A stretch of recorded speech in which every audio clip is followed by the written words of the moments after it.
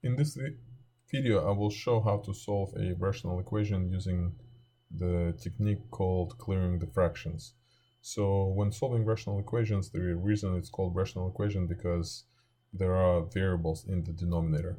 So to clear the fractions, we would have to consider all the denominators in the rational equation and multiply both sides of the equation by the least common multiple of all the denominators. So in our case, we would have to first find the least common multiple of z minus 5, z plus 5, and z squared minus 25, which is in factored form equivalent to z minus 5 times z plus 5.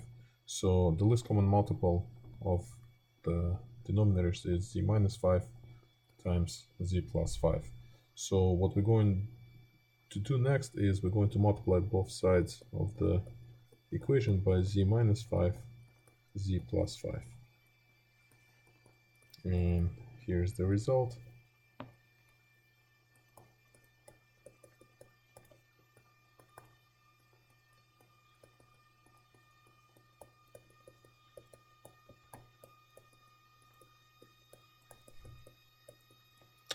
Now on the left side, we're going to distribute this z minus 5, z plus 5 over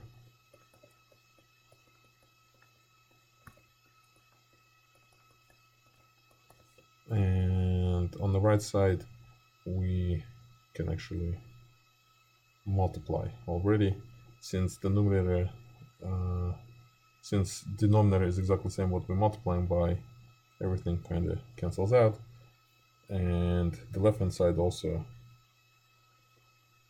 many things get reduced.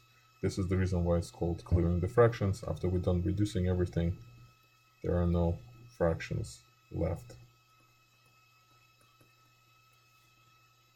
And since there are no fractions left, this is not a rational equation anymore. In this case, we ended up with a linear equation which we solved by simply isolating the variable.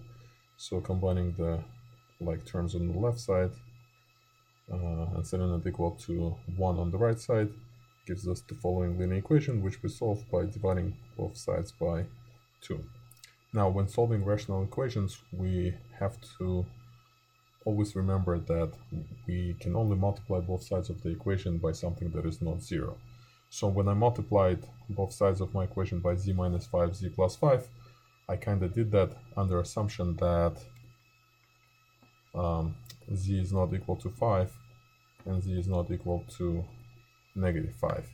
That means after I solve my equation, I always have to check for extraneous solution. Is the solution that I found one of those that makes the denominators equal to 0? In this case, no, but sometimes it is possible.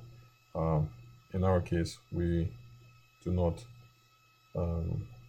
dismiss the solution, so we have one answer, z equals 1/2. However, it is possible when solving rational equation to end up with something that is not really a solution.